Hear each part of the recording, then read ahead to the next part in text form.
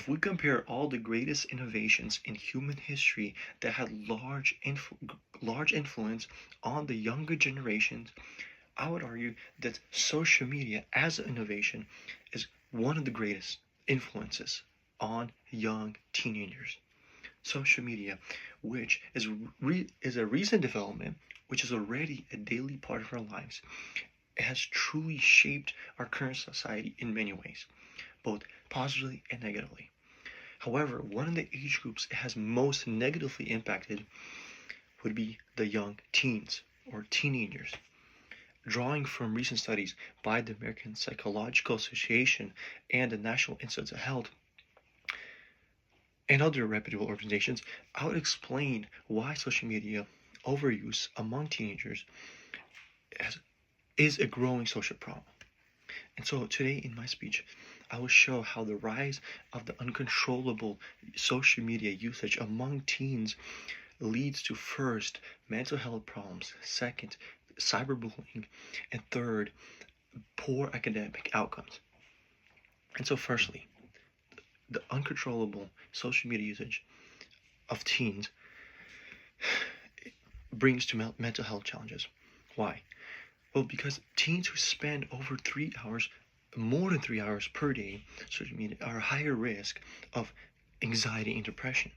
The APA states that 41% of the teens that have a higher usage rate of social media, which is 3 to 4 hours, more than 3 to 4 hours, they rate their mental health as very poor compared to 23% of the ones who have a lower usage time wasted on social media platforms.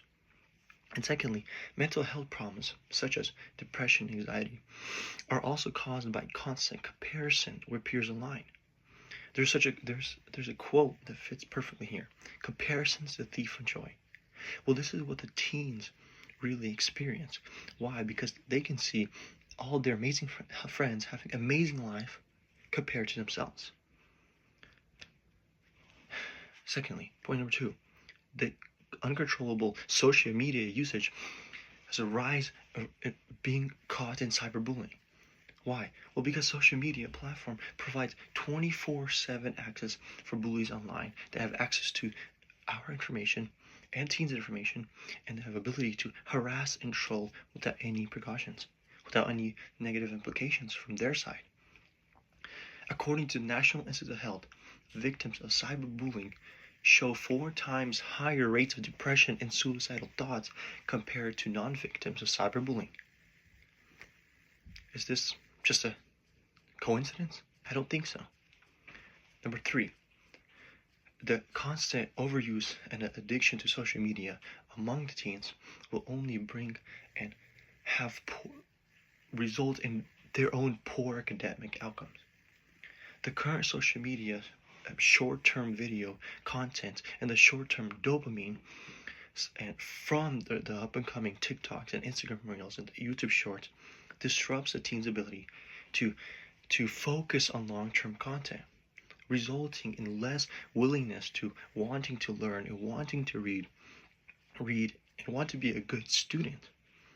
A study published in Frontiers in Psychology using college students as samples, they found out that short form videos contribute to academic procrastination, and so resulting that the constant dopamine that the college students receive from the short-term media negatively impacts how they study, how they read their books, how they write extensive essays.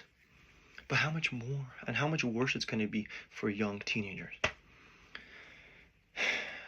Secondly, constant scrolling on social media platforms, especially late at night, disrupts the teen's sleeping cycle. And less sleep always negatively affects daily life productivity. Teens won't have the energy at school the next day to be able to study, to read, and to be a good student if they stayed up till 2 a.m. scrolling on TikTok. And so, in conclusion, based on the statistics of the past several years, logical implications, unrestrained and uncontrollable social media usage among teenagers will harm their mental health will bring them chance of being caught in cyberbullying and will damage their academic performance. And yes, while social media can connect teens with friends and could bring good benefits if used properly, and social media is not going anywhere anytime soon. Therefore, parents, teachers, policymakers, we must take precautions to help shape the future of social media usage among teenagers. You can't just remove social media, just how you can't remove cars from the society. What you can do is teach and prepare teenagers how to use social media safely, just like you teach them to drive a car safely on the streets.